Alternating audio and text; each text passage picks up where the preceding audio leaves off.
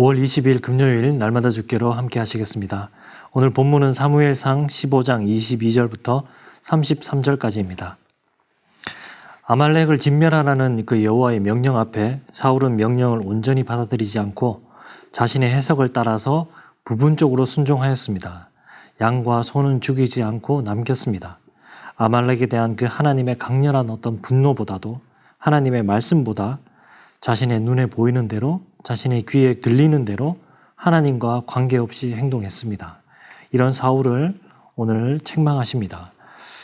1번 보면 불순종은 하나님 앞에서 부족함이 아닙니다. 어떤 죄와 같습니까? 23절 보게 되면 이는 거역하는 것은 점치는 죄와 같고 완고한 것은 사신 우상에게 절하는 죄와 같음이라.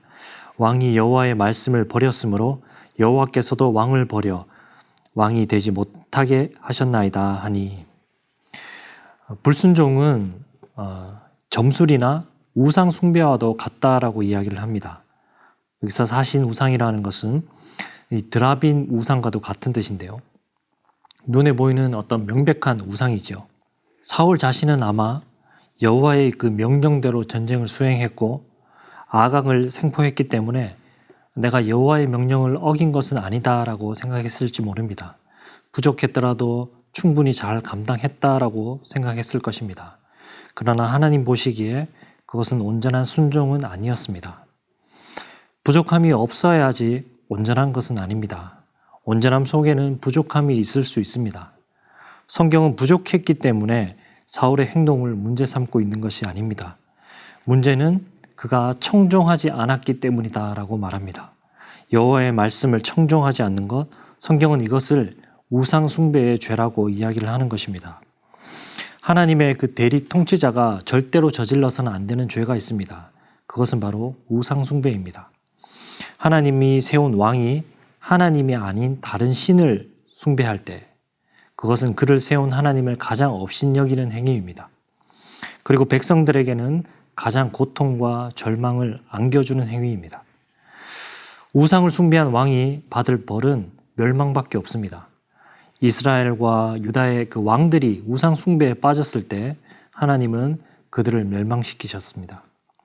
그래서 24절 보게 되면 사울이 사무엘에게 이르되 내가 범죄하였나이다. 내가 여호와의 명령과 당신의 말씀을 어긴 것은 내가 백성을 두려워하여 그들의 말을 청종하였음이니이다. 사무엘은 그 사울의 죄가 근본적으로 백성의 목소리를 청종하고 여호와의 목소리를 청종하지 않았음을 분명하게 지적하고 있는 것입니다. 사울은 이제서야 하나님의 말씀에 대해서 자신의 해석이 앞섰고 그래서 소와 양을 남겼고 불순종했다라는 것을 인정하게 됩니다.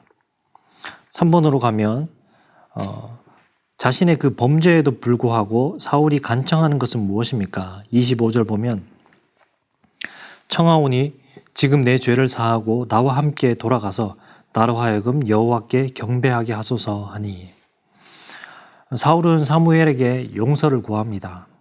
그리고 사무엘에게 자신과 함께 돌아가서 예배를 드려달라고 간청하고 있습니다.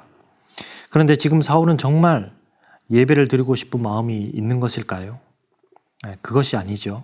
30절에 보면 그 사무엘의 마음이 잘 드러납니다.